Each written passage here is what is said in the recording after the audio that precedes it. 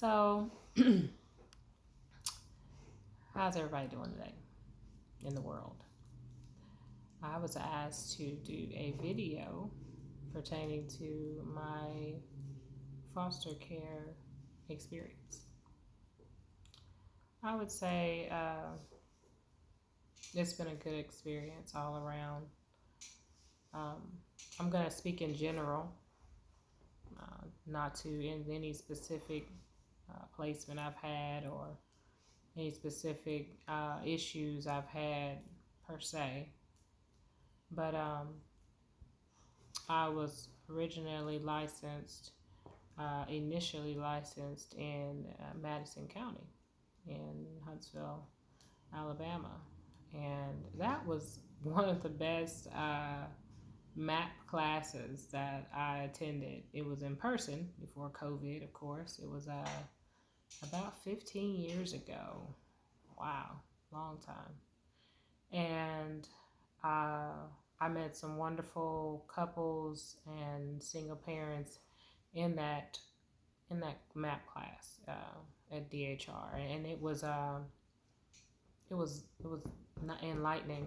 I had already had a placement in my home when I was taking the class, and I was a teenager, and um, I would just like to say that any child that's come my way, if I was your foster parent, I'm your parent. I'm always going to be your parent.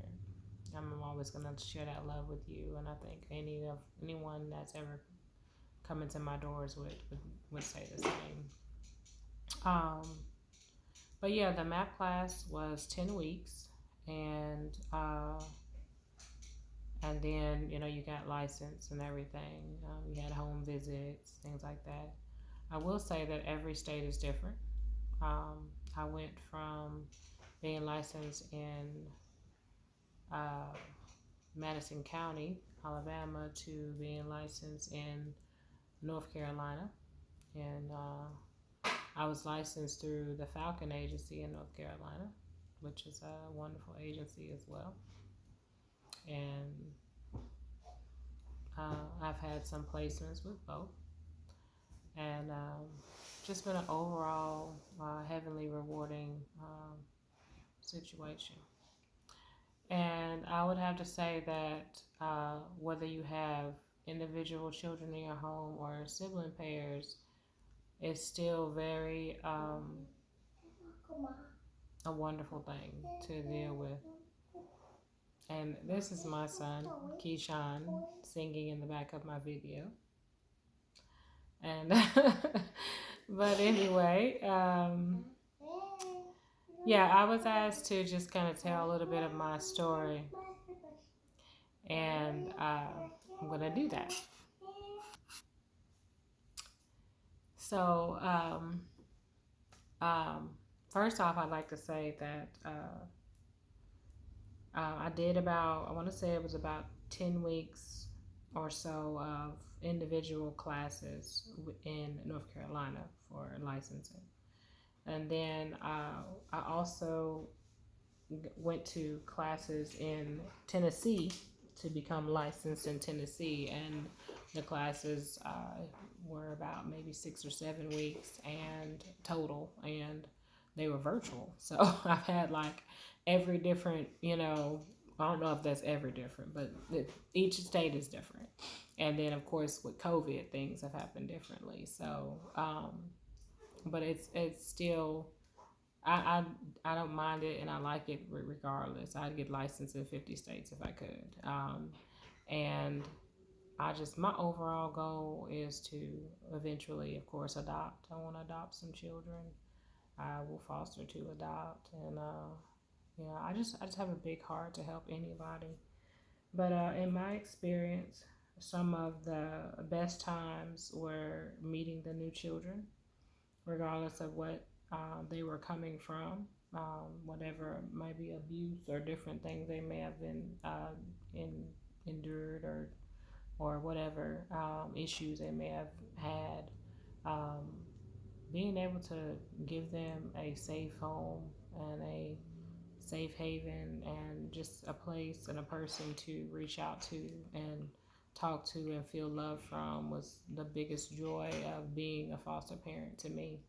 Um, and uh, being able to look at those children now as even some are young adults, and see where they came from, and believe that I made an impact on their lives to where they are now. Um, I think that that is a definitely was worth it. And I actually would love to open up some group homes for teenagers, because they're the main ones that stay in the system. People don't want teenagers for different reasons, because of they've had more baggage than per se a 3 year old or a 7 year old. And it's true. I mean, yeah, some teenagers have gone through certain things that other people, some adults, have not even gone through.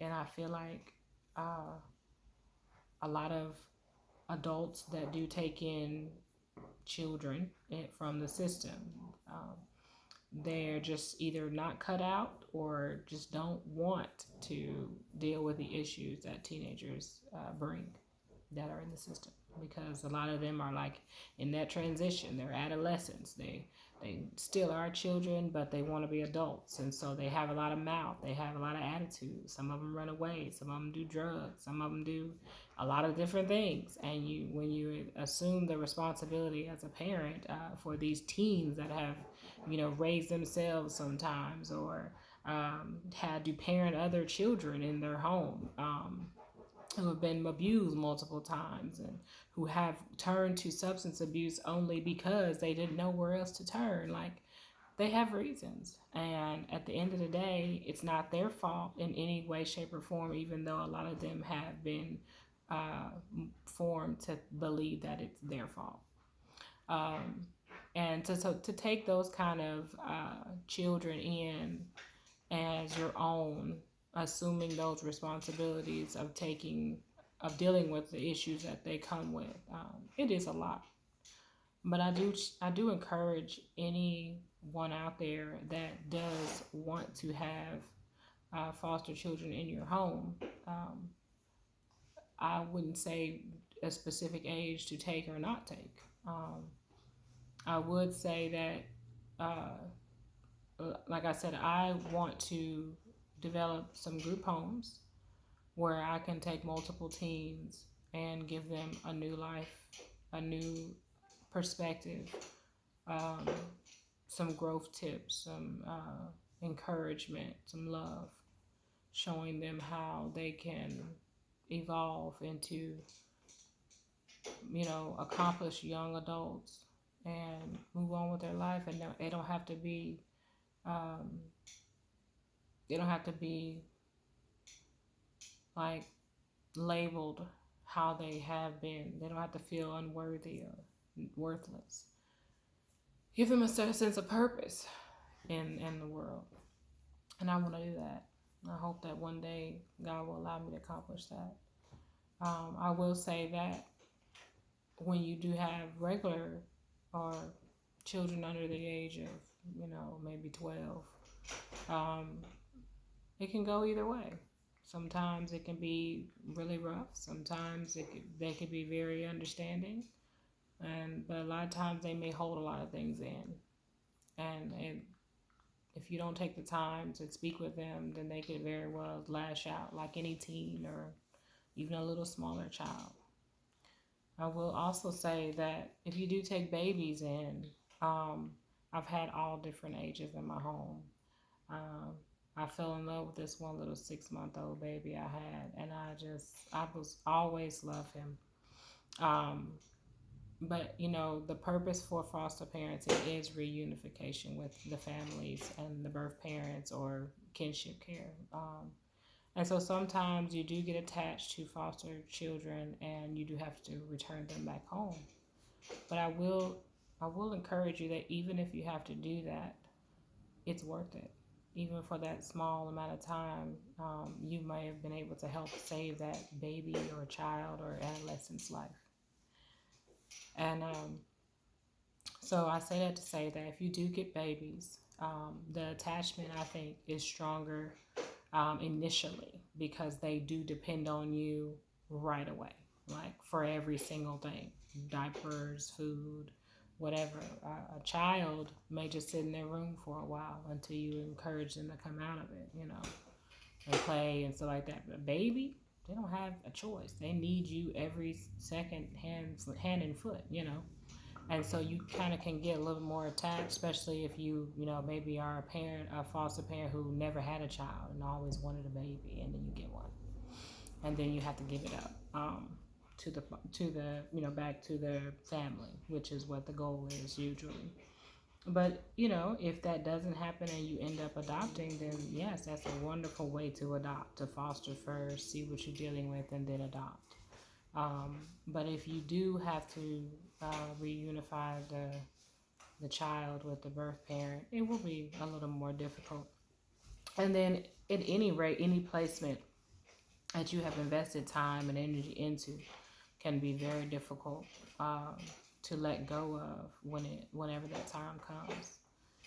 Um, so that's my experience on that level, and I will do another video answering a few other questions that some people have asked me in reference to my foster care experience. So I hope I was able to shed a little bit of light on the system. Subscribe to my YouTube channel. Hit like if you were pleased with the video, and I hope that you will enjoy the other videos that are to come in reference to the foster care process.